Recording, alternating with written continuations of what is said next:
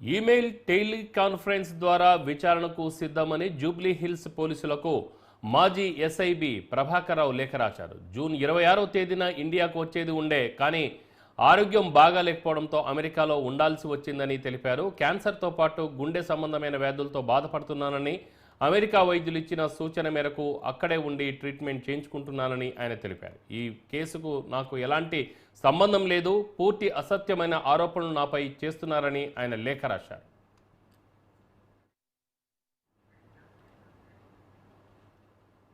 ఇదే విషయంపై మా crime bureau chief Krishna phone లైన్లో అందిస్తారు.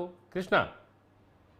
రామారావు, ఏదైతే ఈ ఫోన్ ట్యాపింగ్ కేసు అంశానికి సంబంధించి ప్రధాన నిందితుడిగా మారిన ఏదైతే ఎస్ఐబి మాజీ చీఫ్ ప్రభాకర్ రావు వ్యవహారానికి సంబంధించి అతను జూబ్లీస్ పోలీసులకు, అది కూడా స్పెషల్ ఇన్వెస్టిగేషన్ టీం ఏదైతే దర్యాప్తు చేస్తుందో దానికి ఒక లేఖ రాయడం జరిగింది. జూన్ 26వ తేదీన తాను ఇండియాకి వచ్చేది ఉందని, ప్రస్తుతం తాను క్యాన్సర్ తో పాటు గుండెకు సంబంధించిన వ్యాధులతో తాను బాధపడుతున్నాను. ఇక్కడ అమెరికాలో వైద్యం చేయించుకున్న క్రమంలో ఇక్కడ డాక్టర్లు ట్రీట్మెంట్ తప్పనిసరి, ఎట్టి పరిస్థితుల్లో ప్రయాణాలు చేయవద్దు అంటూ వారు ఆదేశాలు జారీ చేశారు. అక్కడ డాక్టర్ల సూచనల మేరకు తాను ట్రీట్మెంట్ అనేది తీసుకుంటూనే ఉన్నాను. కానీ ఈ కేసు వ్యవహారానికి సంబంధించి అకారణంగా తనని ప్రధాన నిందితుడు ఏవన్గా మార్చడం, ఇందులో తాను ఏదో ఈ తప్పుడు పనులు చేసినట్లుగా పోలీసులు వక్రీకరించడం కూడా జరుగుతుంది. తాను ఎలాంటి ఇల్లీగల్ పనులు అనేవి చేయలేదు అని కూడా చెప్తున్నాడు. నేను ఇండియాకు వచ్చిన తర్వాత ఖచ్చితంగా పోలీసులు ఎదుట విచారణకు హాజరవుతాను. ప్రస్తుతం మాత్రం తాను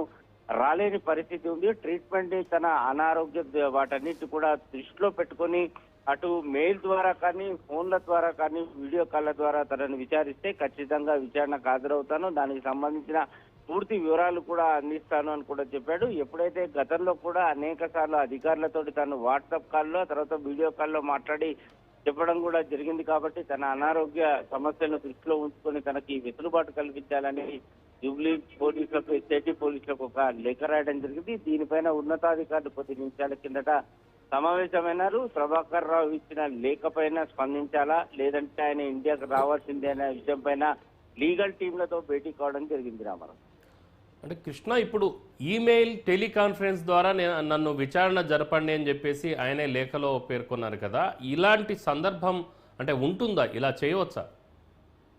రామారావు, ఇలాంటి కేసు వ్యవహారానికి సంబంధించి చూస్తే ఎవరైతే అంటే ఆరోపణలు ఎదుర్కొంటున్న వ్యక్తి నిందితుడుగా మారడం జరిగిందో అతను పూర్తిగా మంచం నుంచి లేవలేని పరిస్థితి, నడవలేని కూడా దుస్థితిలో ఉన్న క్రమంలో అతను ఇచ్చే వాంగ్మూలాన్ని వీడియో రికార్డింగ్ చేయడం, ఆ తర్వాత వాటికి సంబంధించి కోర్టుకు సమర్పించడం కూడా జరుగుతుంది. సో ప్రభాకర్ రావు ప్రస్తుతం ఆరోగ్య వ్యవహారాన్ని చూస్తే అటు క్యాన్సర్ తో పాటు గుండె వ్యాధితో చికిత్స పొందుతున్నాడు.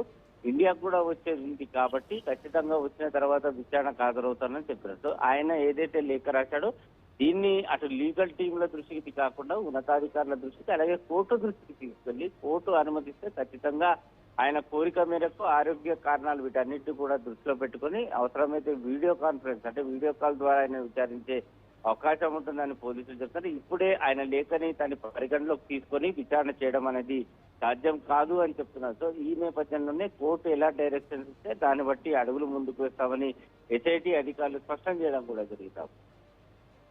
Right Krishna, thank you.